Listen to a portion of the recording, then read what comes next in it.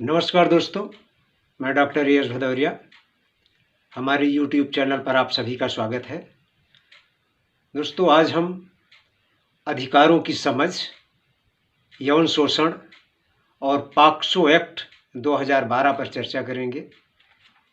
ये है जो विषय वस्तु है आपके निष्ठा प्रशिक्षण के मॉड्यूल 18 में वर्णित है। तो निष्ठा प्रशिक्षण के मॉड्यूल 18 पर हम आज आपके समक्ष 18 प्रश्नों की 25 क्वेश्चंस 25 प्रश्नों की श्रृंखला लेकर उपस्थित हुए हैं। तो दोस्तों, आप ये सभी 25 प्रश्नों को अच्छे से देखेंगे, हमारे चैनल से आप जुड़े रहेंगे। और सबसे पहले हम आपसे ये निवेदन करेंगे कि आप हमारे चैनल को अगर सब्सक्राइब नहीं किए हैं तो अभी सब्सक्राइब कर लें, हमारे चैनल से जुड़े रहेंगे, क्योंकि आगे भी हम आपके लिए उपयोगी मटेरियल प्रस्तुत करते रहेंगे। तो आइए देखते हैं आज के 25 प्रश्न कौन से हैं। तो पहला प्रश्न है, सभी अधिकार किसी जरूरत या चाह से संबंधित नहीं हैं। इस पर हमें व्यू देना है। आपके व्यू चाहे गए हैं, तो सही अथवा गलत में। तो सभी अधिकार जरूरत या चाह से संबंधित नहीं हैं, तो ये गलत है। सभी अधिकार किसी जरूरत या चाह से, कुछ अधिकार ऐसे भी हैं जो जरूरत या चाह से संबंधित हैं, इच्छा से संबंधित हैं, तो ये होगा गलत। इसमें आपको गलत टिक करना है। अब है प्रश्न क्रमांक 2, जो निष्ठा प्रशिक्षण के में आपके है भी ये निष्ठा प्रशिक्षण के मॉड्यूल में। तो बच्चों को जानने, खोजने और उन्हें दूसरों के साथ साझा करने का अधिकार है, कला और लिखने या किसी अन्य माध्यम से। बिल्कुल सही है। बच्चों को जानने, खोजने और उन्हें दूसरों के साथ साझा करने का अधिकार है, चाहे वो कला के माध्यम से हो, चाहे वो लिख करके या किसी अन्य माध्यम से साझा करें, ये अधिकार उन्हें है। ये बात सही है। प्रश्न क्रमांक 3 है, विकास के अधिकार में शामिल है विश्राम का अधिकार, मनोरंजन और संस्कृति का अधिकार, और जब हम एक बच्चे को साइकिल प्रदान करते हैं तो हम उस अधिकार को पूरा कर सकते हैं। समझ में आ गया होगा आपके। विकास के अधिकार में शामिल है क्या क्या? विश्राम का अधिकार, मनोरंजन का और संस्कृति का अधिकार। तो यदि हम एक बच्चे को साइकिल प्रदान करते हैं तो क्या हम उस अधिकार को पूरा कर सकते हैं? तो इसका उत्तर होगा हाँ, सही है ये। प्रश्न क्रमांक 4 है, अच्छा स्वास्थ्य, पीने के लिए स्वच्छ पानी, भोजन, एक स्वच्छ और सुरक्षित वातावरण का होना और उन्हें सुरक्षित रहने के लिए जानकारी देना प्रत्येक बच्चे का अधिकार है। तो ये बिल्कुल सही है। इस पे आपको सही पे टिक करना है। अब हमारा प्रश्न क्रमांक 5 है। देखिए दोस्तों, ये सभी गतिविधि के प्रश्न हैं। आप इन्हें देखेंगे और उस पर आत्मसात करेंगे, क्योंकि परीक्षा के दृष्टिकोण से ये प्रश्न उपयोगी हो सकते हैं। प्रश्न क्रमांक 5 है, बच्चों की राय परिपक्वता या अनुभव पर आधारित नहीं है। बच्चे की जो राय है वो परिपक्वता और उसके अनुभव पर आधारित नहीं है, और इसलिए उसके मत को उनके संबंध में नहीं लिया जा सकता। तो ये क्या है? गलत है। भले ही उनकी राय परिपक्वता और अनुभव पर आधारित नहीं है, फिर भी उनके मत को उनके संबंध में लिया जाना चाहिए। सही है। अर्थात ये उत्तर जो है ये गलत है। प्रश्न क्रमांक 6 है, लैंगिक शोषण आमतौर पर अंधेरे, परित्यक्त स्थानों में होता है। तो क्या ये सही है? सही नहीं है, गलत है। लैंगिक शोषण कहीं भी हो सकता है। इस पे आपको गलत पे टिक करना है। प्रश्न क्रमांक 7 है, बच्चे, विशेषकर लड़कियां, जो बाहर जाने वाली, बातूनी, शारीरिक रूप से स्पष्टवादी होती हैं, अक्सर यौन शोषण को आमंत्रित करती हैं। तो ये क्या है? सही है कि गलत? यहाँ पर ये भी गलत है। इसलिए कि यौन शोषण किसी से के साथ भी हो सकता है, चाहे बाहर जाने वाला कोई हो, चाहे बातूनी हो, चाहे शारीरिक स्पष्टवादी ना हो। इससे मतलब नहीं होता है यौन शोषण का। यौन शोषण किसी से भी कहीं भी हो सकता है। अब है प्रश्न क्रमांक 8। यदि बच्चा दुरुपयोग की रिपोर्ट करने के लिए तैयार नहीं है तो हम मदद नहीं कर सकते। क्या है ये, सही है गलत? गलत।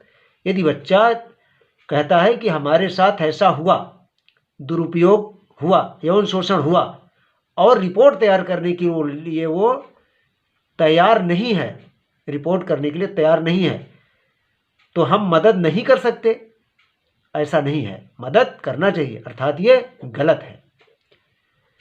प्रश्न क्रमांक 9 है, एक संभावित लैंगिक उत्पीड़नकर्ता की पहचान के लिए कोई निश्चित संकेतक व्यवहार है। क्या है ये? एक संभावित लैंगिक उत्पीड़नकर्ता की पहचान के लिए कोई निश्चित संकेतक है, तो ये दोस्तों सही नहीं है, ये गलत है।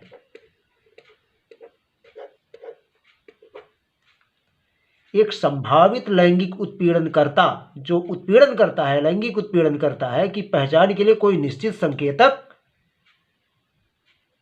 है, तो ये क्या है? निश्चित संकेतक नहीं है, ये गलत है। अब हम बात करते हैं प्रश्न क्रमांक 10 पर।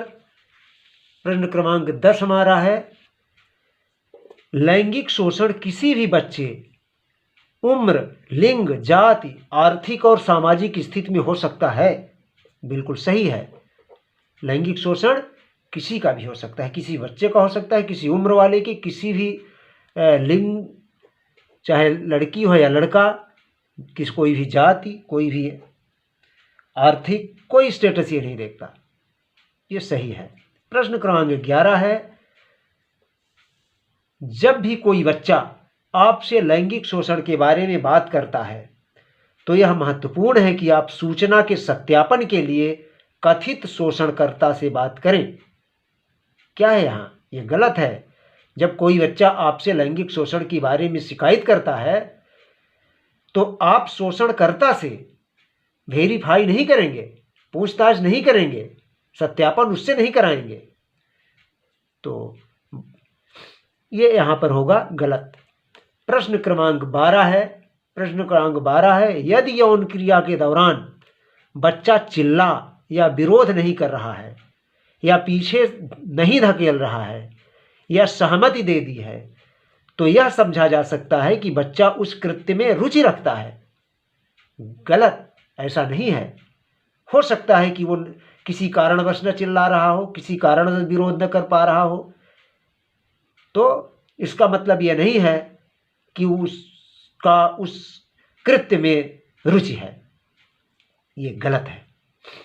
प्रश्न क्रमांक है 13, बच्चे अक्सर यौन शोषण के बारे में कहानियां बनाते हैं। गलत है, ऐसा नहीं है। बच्चे यौन शोषण के बारे में कहानियां नहीं बनाते हैं। अब है हमारा प्रश्न क्रमांक 14, आपके सामने ये रहा दोस्तों।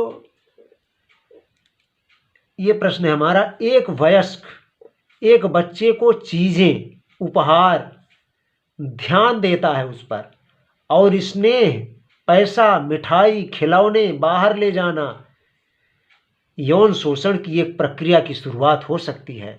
बिल्कुल सही है, यौन शोषण की प्रक्रिया की शुरुआत यहीं से होती है। प्रश्न क्रमांक 15, अधिकांश लैंगिक शोषण किसी ऐसे व्यक्ति द्वारा किया जाता है जो बच्चे के लिए अजनबी है। बिल्कुल गलत है ये। अधिकांश यौन शोषण किसी खास व्यक्ति, किसी अपने द्वारा किया जाता है। प्रश्न क्रमांक 16, प्रश्न क्रमांक 16 है, अगर आपको बच्चे के साथ हुए किसी भी लैंगिक अपराध के बारे में पता चलता है तो आप किसे रिपोर्ट करेंगे? तो आप पुलिस।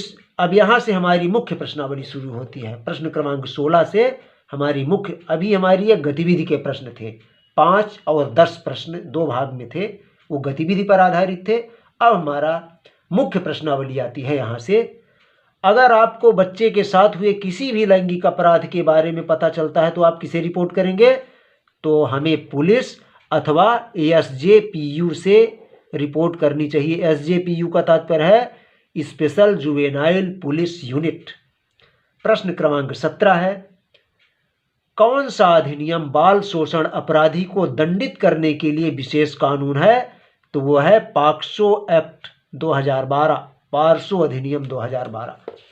अब दोस्तों हमारा आज का 18वां प्रश्न है आपके सामने, ये है, एक शिक्षक उस बच्चे का समर्थन कैसे कर सकता है जो अपने लैंगिक शोषण के बारे में बात साझा कर रहा है? जो लैंगिक शोषण के बारे में आपसे बता रहा है तो क्या करना चाहिए? सहानुभूति के साथ बच्चे की बात सुने और बात करें। प्रश्न क्रमांक 19 है, बाल लैंगिक शोषण की रिपोर्ट की जानी चाहिए जब खाली स्थान सभी परिस्थितियों में जैसे ही इसके बारे में पता चले तत्काल रिपोर्ट की जानी चाहिए। प्रश्न क्रमांक 22 है, प्रश्न क्रमांक 20 है, बाल लैंगिक शोषण से होता है तो ये लड़के और लड़कियों दोनों से होता है, किसी एक से नहीं होता कि बाल लैंगिक शोषण या लड़कियों से होता है या लड़कों से, दोनों से ही होता है। प्रश्न क्रमांक 21 है, बच्चा कौन है? जो भी व्यक्ति खाली स्थान 18 वर्ष की आयु से कम हो वो बच्चा है, चाहे लड़का हो चाहे लड़की हो। प्रश्न क्रमांक 22, कृत्य कब एक गुरुतर अपराध बन जाता है? गुरुतर अपराध का मतलब बहुत बड़ा अपराध। कृत्य कब एक गुरुतर अपराध बन जाता है? जो व्यक्ति विश्वास या अधिकार की स्थिति में हो, जिस पर हम विश्वास कर रहे हो, बहुत बड़ा अधिकार दे दिए हो उसे, कृत्य उस व्यक्ति द्वारा जब किया गया हो। प्रश्न हमें इस पर टिक करना है। और अब हम आते हैं प्रश्न क्रमांक 23 पर। प्रश्न क्रमांक 23 है, किसी बच्चे को नग्न चित्र दिखाना है, क्या है? लैंगिक शोषण। नग्न चित्र दिखाना किसी बच्चे को, यह लैंगिक शोषण की श्रेणी में आता है। प्रश्न क्रमांक 24, बाल लैंगिक शोषण हो सकता है क्योंकि कारणों का अनुमान नहीं क्योंकि इसके ऊपर कई कारण दिए हैं, आपकी प्रश्नावली में इसके कारण दिए हुए हैं। तो किस कारण से बाल शोषण हो सकता है? तो उसका कोई कारण नहीं है, किसी कारणों का अनुमान नहीं लगाया जा सकता है, कारणों का अनुमान नहीं लगाया जा सकता, इस पर आपको टिक करना है। बाल शोषण को कोई विशेष कारण नहीं होता है, वो कहीं भी परिस्थिति जन्य होता है, किसी भी परिस्थिति से ये हो सकता है। प्रश्न क्रमांक 25 है, उत्तरजीविता के अधिकार में शामिल है। तो उत्तरजीविता का अधिकार क्या है? भोजन, कपड़ा और आश्रय। तो दोस्तों आज के हमारे प्रश्न यहीं पर समाप्त होते हैं। तो दोस्तों आप हमारे चैनल से जुड़े रहें। हमारे चैनल को अगर सब्सक्राइब नहीं किए हैं तो सब्सक्राइब कर लें, हमारे वीडियो को पूरा देखा करें, आपके लिए बहुत ही उपयोगी होगा। निष्ठा प्रशिक्षण में जो आगे परीक्षा होने वाली है उसके लिए बहुत ही महत्वपूर्ण होगा। और इसके अतिरिक्त भी शिक्षा विभाग अथवा शिक्षा से संबंधित कोई भी किसी भी पद के लिए कोई परीक्षा होती है तो हम आगे आपके समक्ष बहुत ही बेहतरीन स्टडी मटेरियल प्रस्तुत करते रहेंगे। तो दोस्तों इसी के साथ धन्यवाद।